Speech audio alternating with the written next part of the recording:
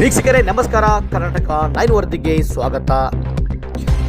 ಯಾದಗಿರಿ ಜಿಲ್ಲೆಯ ಹುಣಸಗಿ ತಾಲೂಕಿನ ಆಲಬಂಡಿ ತಾಂಡ ಸಮೀಪ ಲಾಲ್ಗಢದಲ್ಲಿ ಸೇವಾಲಾಲ್ ಗುರುಪೀಠ ಸುಕ್ಷೇತ್ರ ಇದಾಗಿದ್ದು, ಶ್ರೀ ಯಾಡಿ ಪೌರಾದೇವಿ ಸಂತ ಸೇವಾಲಾಲ್ ಮಹಾರಾಜ ಸನ್ನಿಧಿಯಲ್ಲಿ 19ನೇ ಅಭಿಯಾನದ ಹಾಗೂ ಮಾಲಾ ಕಾರ್ಯಕ್ರಮ ಜರುಗಿತು.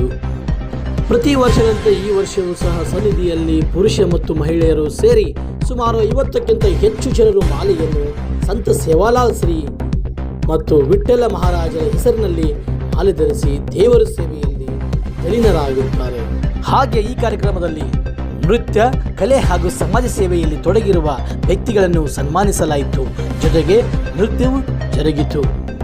ಈ ಸಂದರ್ಭದಲ್ಲಿ ಮುಖ್ಯ ಅತಿಥಿಯಾಗಿ ಶ್ರೀ ಪರಮ ಪೂಜ್ಯ ವಿಠ್ಠಲ್ ಮಹಾರಾಜ, ಶ್ರೀ ಪರಮ ಪೂಜ್ಯ ತೇಜು ಸಿಂಗ್ ಮಹಾರಾಜ, ದಂಡ ಸೊಲ್ಲಾಪುರ ಪರಮ ಪೂಜ್ಯ ಪೋಮು ಮಹಾರಾಜ, ಲಿಂಗಸ ಗುರು ಶ್ರೀ ಪರಮ ಪೂಜ್ಯ ತಾವು ಮಹಾರಾಜ, ಬೈಯಲಾಪುರದ ತಾಂಡ ಶ್ರೀ ಮಾತಾದೇವಿ ಯಾಡಿ, ದೇವದುರ್ಗ ಸೂರಪುರ ಶಾಸಕರಾದ ರಾಜಾ ವೇಣುಗೋಪಾಲ್ ನಾಯಕ್ ಮತ್ತು ಒಕ್ಕಲುತನ ಹುಟ್ಟುವಳ್ಳಿ ಮಾರಾಟ ಸಹಕಾರಿ ಅಧ್ಯಕ್ಷರಾದ ರಾಜಾ ಸಂತೋಷ್ ನಾಯಿಕ್ ಇನ್ನಿತರರು ಇದ್ದರು.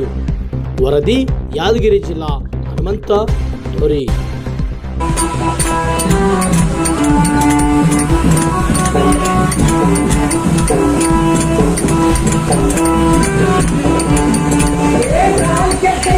ನೀವು ಕಟ್ಟಿ ಮೇಲೆ ಮಾತಾಡ್ತೀರಿ.